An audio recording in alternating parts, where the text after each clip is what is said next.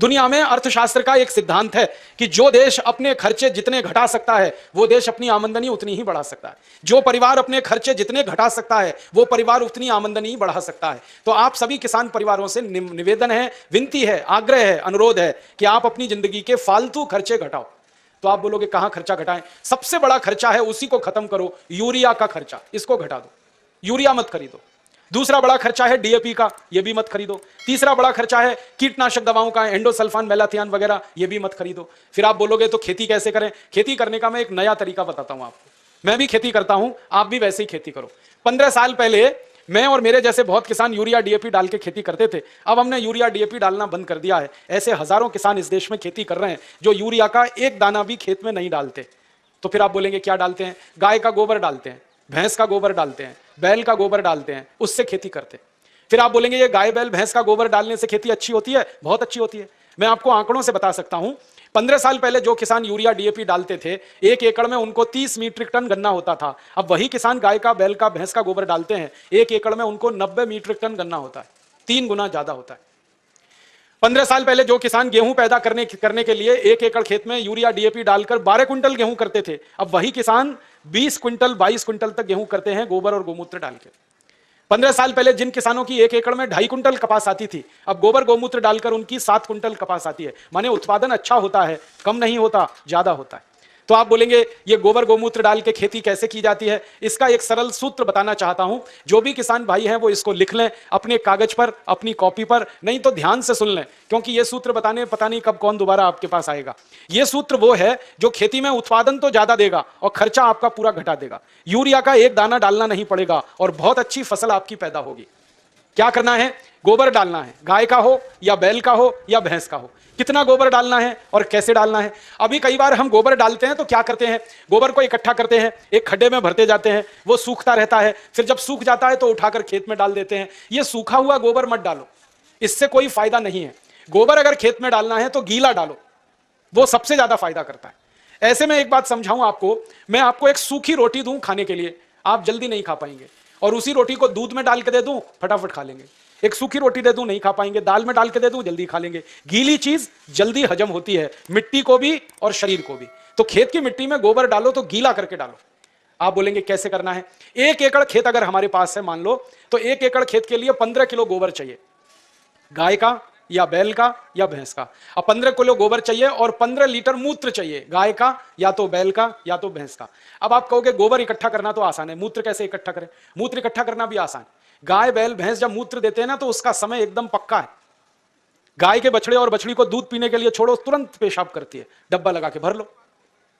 ऐसे ही बैल करता है, ज्यादा देर बैठ के बैल खड़ा होगा, पेशाब करेगा, डब्बा भर लो। तो मूत्र ऐसे इकट्ठा कर सकते हैं। दूसरा एक तरीका है कि जहां जानवरों को हम रखते हैं वहां पत्थर बिछा दो, ईंट बिछा दो, थोड़ा पक्का कर दो, सीमेंट लगा दो, ढाल बना दो, एक नाली बना दो, नाली में खड्डा बना दो, तो जो भी मूत्र गिरेगा वो खड्डे में इकट्ठा हो जाएगा। और गाय के मूत्र की, बैल के मूत्र की, भैंस के मूत्र की विशेषता है कि इसकी एक्सपायरी डेट नहीं होती, ये खराब ही नहीं होता। 1 साल, 2 साल, 10 साल, 20 साल, 50 साल कभी खराब नहीं होता। तो भरे रहा है गड्ढे में, कोई फर्क नहीं पड़ेगा, बस उस गड्ढे में से उठाते रहो। 15 किलो गोबर, 15 लीटर मूत्र, दोनों को मिला लो, हाथ से ही मिला लो। एक प्लास्टिक का ड्रम ले लो, उसमें मिला लो। मिलाने के बाद इसमें 1 किलो गुड़ डाल दो, गुड़। और गुड़ ऐसा डालना जो पुराना हो, जिसको कोई खाता ना हो, काला काला हो जाता है एकदम पानी जैसा, जिसको हम छूना भी पसंद नहीं करते, वो गुड़ इसमें डाल दो 1 किलो। और 1 किलो डाल दो कोई भी दाल का आटा या चोकर। चोकर समझते हैं? गेहूं का आटा छानने के बाद जो निकलता है, क्या कहते हैं उसको? चोकर कहते हैं। वो डाल दो 1 किलो। या अगर सस्ती दाल हो घर में उत्पादन की हुई तो उसको पीस के 1 किलो डाल दो। तो 1 किलो चोकर या 1 किलो दाल का आटा। और इसमें डालो 1 किलो मिट्टी। मिट्टी कहां से लानी है? पीपल के पेड़ के नीचे की मिट्टी या बरगद के पेड़ के नीचे की मिट्टी। तो 1 किलो मिट्टी, 1 किलो दाल का आटा, 1 किलो गुड़, 15 लीटर मूत्र, 15 किलो गोबर, ये 5 चीजें एक ड्रम में मिला दो। मिलाने के बाद 15 दिन इस ड्रम को छांव में रखो, धूप में मत रखना, छांव में, पेड़ के नीचे रख दो। छांव में रखने के बाद 15 दिन में खाद तैयार हो जाएगा। फिर इस खाद में 200 लीटर पानी मिलाओ, और पानी मिला के जो घोल तैयार हुआ, इस घोल को खेत की मिट्टी पे छिड़क दो। अगर खेत खाली है तो सीधे छिड़क दो, और खेत में फसल खड़ी है तो पानी के साथ इसको लगा दो। फसल में आप पानी देते हो ना, उसमें डब्बे से मिलाते जाओ, पूरे खेत में पहुंच जाएगा। अब ये खाद गोबर, गोमूत्र, दाल का आटा, गुड़ और मिट्टी वाला जो तैयार होता है ना, ये यूरिया से 6 गुना ज्यादा ताकतवर है। हमने इसकी प्रयोगशाला में जांच कराई तो यूरिया डीएपी में जितनी ताकत है मिट्टी को देने के लिए, उससे 6 गुनी ज्यादा ताकत इसमें है। इसलिए इससे उत्पादन ज्यादा आता है।